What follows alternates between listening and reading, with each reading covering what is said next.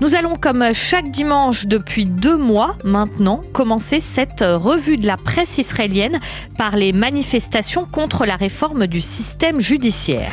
Et oui, et pour le Yediot Aharonot en manchette, la protestation contre cette réforme s'étend et selon le grand quotidien israélien, ce sont près de 250 000 personnes qui ont manifesté hier en différents points du pays, avec en particulier la manifestation de Tel Aviv qui, selon les organisateurs, aurait rassemblé 160 000 personnes. Et toujours selon le Yediot Aharonot, la protestation touche actuellement des unités de réservistes de Tsahal et au sein de l'armée, on craint une forme d'insubordination silencieuse. Le Yediot Aharonot se livre à une sorte de mise en garde de 5 lignes entières dans laquelle il nous dit qu'il n'y a pas véritablement d'insubordination pour l'instant dans l'armée, mais qu'elle pourrait bien se produire et que le chef d'état-major ne peut pas laisser faire ce développement.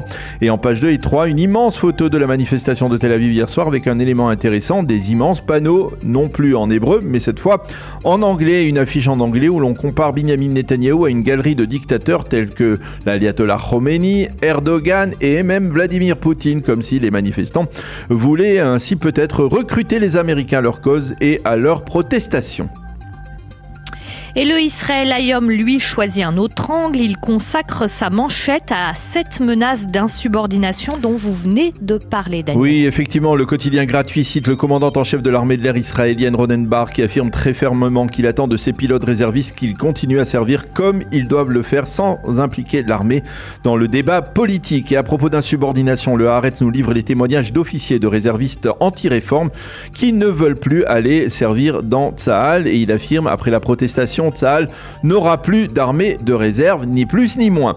Le Israël Hayom, qui n'est plus depuis quelques mois le quotidien aussi proche de la droite qu'il l'était sous l'influence de son ex-rédacteur en chef Boaz Bismuth, le journal titre également sur les manifestations et avance également le nombre de 250 000 manifestants.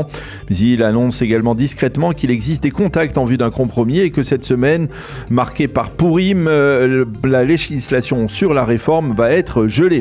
Le site du Maariv mentionne en page d'ouverture qu'il y a eu en fin de soirée des échauffourées entre forces de l'ordre et manifestants qui ont bloqué le périphérique d'Ayalon. La police a utilisé à cette occasion des canons à eau pour tenter de disperser les manifestants.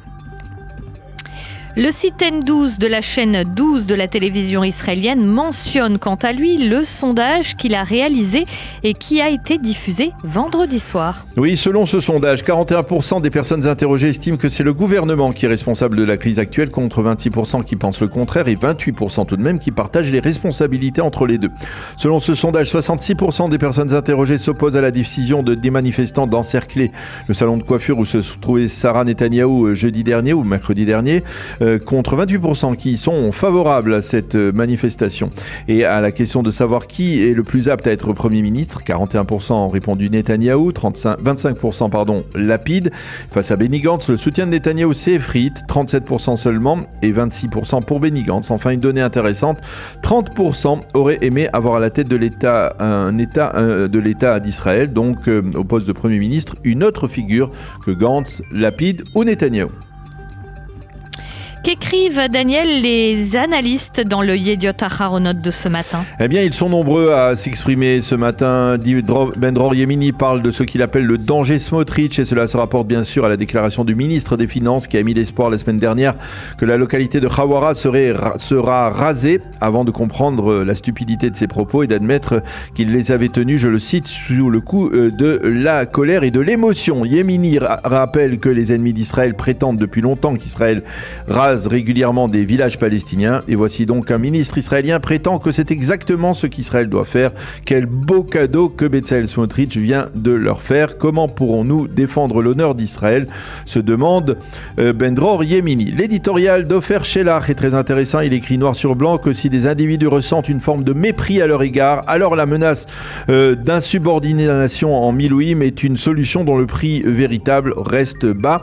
En d'autres termes, n'hésitez pas à refuser de servir dans la réserve de Tsahal, affirme Ofer Shelach. Et lorsque l'on sait comment les menaces d'insubordination passées de la part de sionistes religieux à l'époque de l'expulsion du Gush Katif avaient été dénoncées par des mêmes personnalités telles que Shelach, eh bien on comprend qu'il y a apparemment chez elle 2 poids et 2 mesures. Le Yediot Aharonot publie enfin un éditorial en faveur de la réforme judiciaire. C'est celui du prix Nobel d'économie 2005, le professeur Israël Ouman, qui parle de ce qu'il appelle la dictature de la Cour suprême. Ceux qui déclament sans cesse démocratie, démocratie en prétendant défendre la Cour suprême se trompent, écrit-il.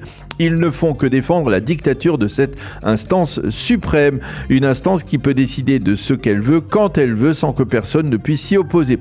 Et le professeur Ouman, qui en connaît un bout en économie, affirme que la réforme judiciaire ne va pas affecter l'économie israélienne, elle va au contraire la renforcer. Enfin, un éditorial d'espoir dans le Yediot Aharonot, celui de l'ex-ministre de l'Éducation Shai Piron, qui est intitulé « Nous sommes tous frères ». Le Rav Piron se dit persuadé qu'au bout du compte, on trouvera un compromis, peut-être sous la pression des États-Unis. Il y aura un compromis parce que nous sommes frères, nous appartenons à un seul et même peuple. La question sera celle du prix à payer pour un tel compromis, dixit Shai Piron. Enfin, quels sont les éditoriaux que vous avez remarqués ce matin dans le Israël Hayom et d'autres sites, Daniel ? Eh bien, dans le quotidien gratuit, Meir Ben Shabbat, ancien conseiller à la sécurité nationale, reprend une phrase de la Megillah d'Esther pour insister en cette veille de Pourim sur la nécessité d'être unis face au danger.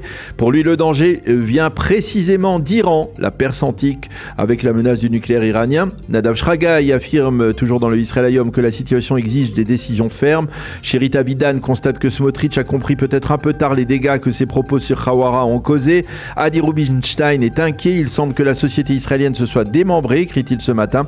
Et puis dans le Maariv, le professeur Ariel Dad écrit que les opposants à la réforme mentent lorsqu'ils prétendent que la réforme va à l'encontre de la déclaration d'indépendance. Quant à Ben Caspit, dans le Maariv toujours, il exprime cette semaine encore sa haine de Binyamin Netanyahou en écrivant « L'incitateur en chef a réussi à nous unir, mais finalement c'est nous qui vaincrons », écrit-il. Dans le Haaretz, comme chaque jour, de nombreux éditoriaux contre la réforme, ainsi que des éditoriaux d'Israéliens qui ne se sont pas remis de ce qu'ils appellent le pogrom de Hawara, mais aussi un éditorial qui va à contre-courant, celui d'Israël Harel, ancien président du Conseil de Judée et de Samarie, qui affirme que ceux qui parlent de dictature israélienne n'ont qu'un but, effrayer, semer la psychose et affaiblir l'État d'Israël. Fin de citation.